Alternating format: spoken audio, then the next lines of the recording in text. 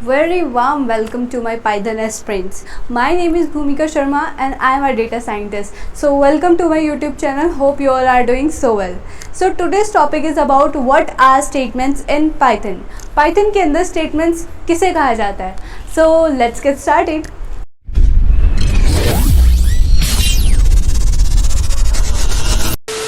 Okay तो अब Python के अंदर स्टेटमेंट्स किसे कहा जाता है?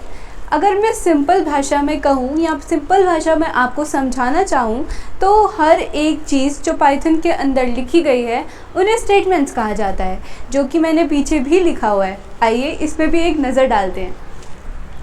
So in simple words we can say anything written in Python is a statement। जैसे कि मैंने अभी आपको बताया कि कोई भी लिखी हुई चीज़ पाइथन के अंदर एक स्टेटमेंट कहलाती है।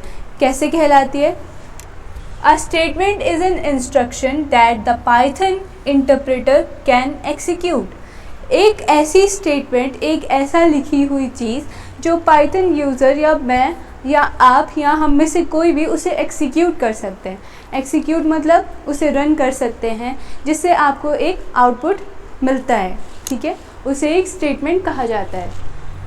We have seen two kinds of statements, print and assignment। हमने पहले ही दो तरह के स्टेटमेंट्स देख चुके हैं।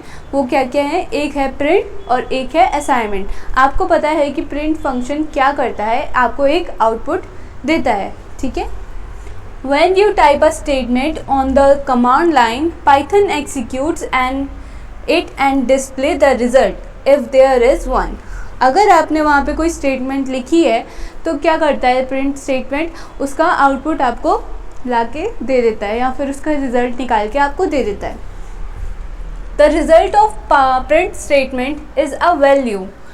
जो भी रिज़ल्ट आएगा, जो भी आउटपुट आएगा प्रिंट स्टेटमेंट से, वो एक वैल्यू के अंदर आएगा। ठीक है, in Python we can add multiple statements on a line separated by semicolons as follows. हम एक ही स्टेटमेंट्स को, मतलब हम बहुत सारे मल्टीपल स्टेटमेंट्स, लाइक आपके 4 लाइन का कोड है तो उसको एक ही लाइन में डाल सकते हैं। किसकी हेल्प से? सेमीकोलन्स की हेल्प से। ओके, जैसे कि मैंने यहाँ लिखा है 2 स्टेटमेंट्स इन 1 सिंगल लाइन। ठीक है, यहाँ पे क्या है? i equals to 2 and b equals to 6। तो यहाँ पे किससे सेपरेटेड है? ये सेमीकोलन से। ठीक है, यहाँ पे मैंने प्रिंट कर दिया कि उसको एरिया ऑफ रेक्टेंगल का फॉर्मूला लगा दिया मैंने कि L into B, length into breadth. Okay, तो अब देखते हैं। तो अब जैसे कि मैंने आपको पहले ही बता दिया है कि कोई भी पाइथन के अंदर लिखी हुई चीज़ उसको एक स्टेटमेंट बना देती है। तो ऐसे ही हम तो बहुत सारी चीज़ें लिखते ही हैं पाइथन के अंदर, तो ऐसे तो सारी चीज़ें स्टेटमेंट्स के अंदर ही आती हैं, पर कुछ ऐसे कॉमन स्टेटमेंट्स भी हैं जिनको हम डेली बेसिस पे यूज़ करते हैं। तो आइए हम उन्हीं कुछ कॉमन स्टेटमेंट्स के बारे में आज हम डिस्कस करेंगे। तो सबसे पहली कॉमन हमारी स्टेटमेंट है असाइनमेंट स्टेटमेंट्स। तो असाइनमेंट ऑपरेटर्स के बारे में मैंने आपको पहले ही प्रीवियस वीडियोस में उसको अच्छे से एक्सप्लेन कर दिया है कि असाइनमेंट ऑपरेटर्स क्या होते हैं। असाइनमेंट ऑपरेटर्स वो होते हैं जिसमें एक हम वेरिएबल क्रिएट करते हैं और उसके अंदर एक वैल्यू होती है, तो इसको ही असाइन करने को भी हम एक स्टेटमेंट बोलते हैं। These statements assign values to variables. For example, the following statements assigns the value 10 to variable x। जैसे कि आप यहाँ देख सकते हैं कि यहाँ पे मैंने एक x वेरिएबल क्रिएट किया है और उसके अंदर वैल्यू क्या है? हमारी 10th वैल्यू है, जैसे कि मैंने यहाँ पे क्रिएट करा है। ऐसे ही आप और भी वेरिएबल्स क्रिएट कर सकते हैं, जैसे कि y इक्वल्स टू, यहाँ पे मैंने 12 कर दिया, तो ये भी किसके अंदर आएगा? ये इसमें भी एक वैल्यू असाइन हो चुकी है, तो ये क्या किसके अंदर आएगा? असाइनमेंट स्टेटमेंट्स के अंदर। ठीक है, आप प्लीज़ कंफ्यूज ना होइएगा कि एक असाइनमेंट ऑपरेटर्स भी है, एक असाइनमेंट स्टेटमेंट्स भी है, कि इसको क्या कहा जाए, मतलब इस चीज़ को हम क्या कहेंगे, किसको नाम देंगे? असाइनमेंट स्टेटमेंट्स या फिर असाइनमेंट ऑपरेटर्स? तो ये बेसिकली असाइनमेंट ऑपरेटर्स ही होते हैं। मैंने आपको प्रीवियस वीडियोस में अच्छे से एक्सप्लेन किया है। जब हम यहाँ पे 1 इक्वल्स टू का यूज़ करते हैं तो उसमें वैल्यू असाइन हो रही होती है।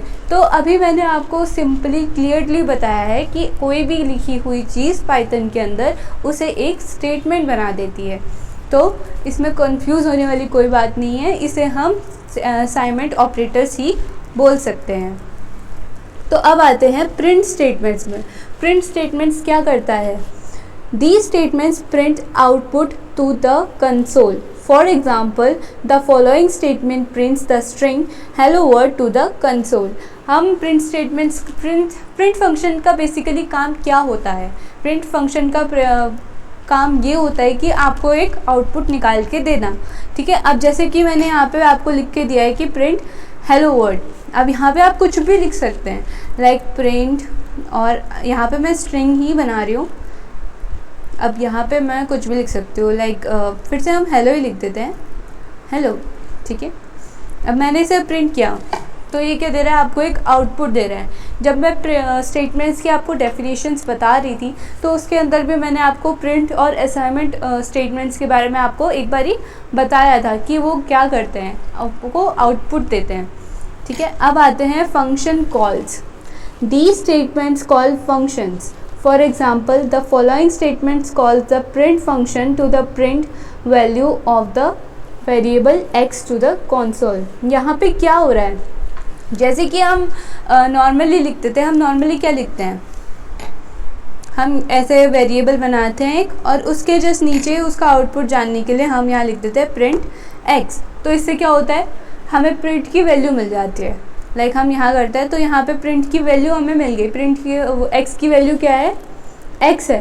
तो ऐसे ही हम उसको यहाँ पे हम क्या कर रहे हैं? बेसिकली हम एक वेरिएबल कहीं बना चुके हैं और हम यहाँ पे उसको बुला रहे हैं, मतलब कॉल कर रहे हैं कि अब इसकी वैल्यू क्या है। अब यहाँ पे मैंने ऊपर कहीं क्रिएट करा है, यहाँ पे क्रिएट नहीं करा है, ये फंक्शन सेल में मैंने क्रिएट नहीं किया है।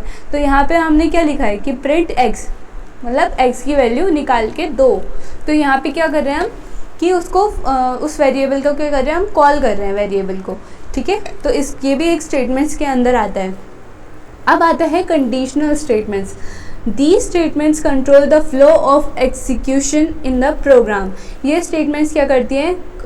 जो भी प्रोग्राम होता है उनके फ्लो को, उनके जो स्टेटमेंट्स जो लिखे हुए हैं उनके एग्जीक्यूशन को, लाइक कब कौन सा कोड रन होगा उसको कंट्रोल करती हैं। For example, the following statements use an if statement to check if the value of the variable x is greater than 10. If it is, the statement prints the string x is greater than 10 to the console.